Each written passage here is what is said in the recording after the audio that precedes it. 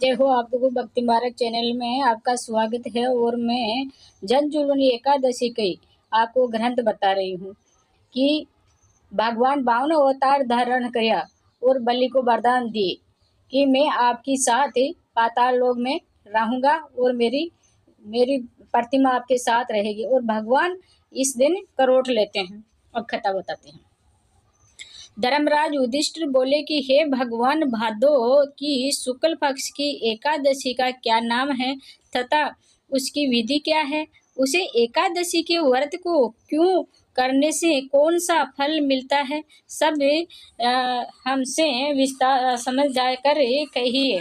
तो भगवान बोले, कृष्ण भगवान बोले, श्री कृष्ण भगवान बोले कि हे राजश्रेष्ठ, अब मैं अनेक पापों को नष्ट करने वाली तथा अंत में स्वर्ग देने वाली भादो की शुक्ल पक्ष की वामन नामक एकादशी की खत को कहता हूँ। आप इसे ध्यान पूर्वक सुनो। इस एकादशी को जयंती एकादशी भी कहते हैं। इस एकादशी की कथा सुनने से मात्र से ही समस्त पापों का नाश हो जाता है। इसीलिए एकादशी के व्रत का फल वाज्य यज्ञ के फल से भी अधिक है। इस जयंती एकादशी की कथा से नीचे सुनने वाले पापियों का भी उद्धार हो जाता है। यदि कोई धर्मपरायण मनुष्य एकादशी के दिन मेरी पूजा करता है तो मैं उसको संसार की पूजा का फल देता हूँ। जो मनुष्य मेरी पूजा करता है उसे मेरी लोक की प्राप्ति होती है। इसमें किचकिच मात्र भी संदेह नहीं है।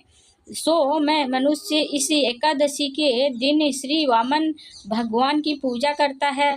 वह तीनों देवताओं अर्थात ब्रह्मा विष्णु महेश की पूजा करता है। जो मनुष्य इस एकादशी का व्रत करते हैं उन्हें इस संसार में कुछ भी करने शेष नहीं रहता। इस एकादशी के दिन श्री कृष्ण भगवान करोट बदलते हैं, इसीलिए इस परिवर्तन एकादशी भी कहते हैं।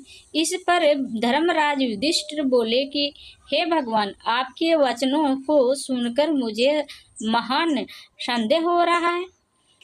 आप किस प्रकार सोते हैं तथा करोट बदलते हैं? आपने बलि को क्यों बांधा और वामन रूप धारण करके क्या लीलाएं की?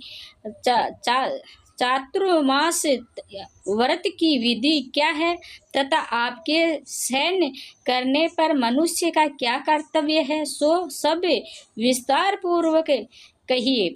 श्री कृष्ण भगवान बोले, हे राजन, अब आप पापों को नष्ट करने वाली कथा का श्रवण करो। त्रेता युग में बलि नामक का एक दानव था। वह अत्यंत भक्त, दानी, अत्यंत तथा ब्राह्मणों की सेवा करता था। वह अपनी भक्ति प्रभाव से स्वर्ग में इंद्र के स्थान पर राज्य करने लगा। इंद्र तथा अन्य देवता इस बात को सहन न कर सके और वह भगवान के पास जाकर प्रार्थना करने लगे। अंत में भगवान ने वामन रूप धारण करके मैंने भगवान तेजस्वी ब्राह्मण बालक के रूप में राजा बलि के दरबार जाकर भिक्षा की याचना की। इस पर राजा युधिष्ठिर बोले कि हे जनार्दन, आपने वामन रूप धारण कर उस बलि को किस प्रकार जीता, सो सब विस्तार पूर्वक समझाइए। श्री कृष्ण भगवान बोले कि हे राजन, मैंने वामन का रूप धारण करके राजा बलि से याचना की। कहे, हे राजन, तुम मुझे 3 पैर भूमि दे दो। इससे तुम्हारे लिए 3 लोक का दान का फल प्राप्त होगा। राजा बलि ने इस छोटी सी याचना को सुनकर कहा कर लिया। उसी समय शुक्राचार्य आके बलि को रोके और उन्होंने अपनी अंतर्दृष्टि से देख लिया कि ये तो विष्णु भगवान है, छल करने आए हैं। उसको रोकने की याचना की कि अभी आप संकल्प में ले, अभी अपना 99 यज्ञ पूरा करे। लेकिन बलि दानी था, उनके गेट पर आए विष्णु को ऐसे ही कैसे भेज दे। तैयार हो गया, तब मैंने अपनी आकार को बढ़ाया और भूलोक में पैर, भवन लोक में जंघा, सुरग लोक में कमर, मही लोक में पेट, नजर, जन लोक में हृदय, तपलोक में कंठ और सत्य लोक में मुख रख कर अपने सिर को ऊंचा उठा लिया। उस समय सूर्य, नक्षत्र, इंद्र आदि अन्य देवता मेरी स्तुति करने लगे। उस समय मैंने राजा बलि को पकड़ा और पूछा कि हरे राजन, अब मैं तीसरा पैर कहाँ धरूं। इतना सुनकर राजा बलि ने अपने सिर नीचे कर दिया।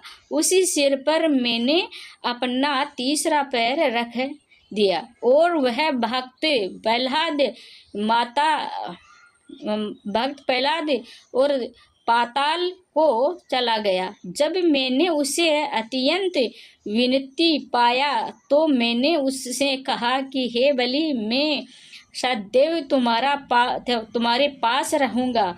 भादों के शुक्ल पक्ष की परिवर्तनी नामक एकादशी के दिन मेरी एक प्रतिमा राजा बलि के पास रहती है और एक श्री क्षीर सागर में शेष नाग पर शयन करती है। इस एकादशी को विष्णु सोते हुए करोट बदलते हैं। इसी दिन त्रिलोकी के नाथ श्री विष्णु की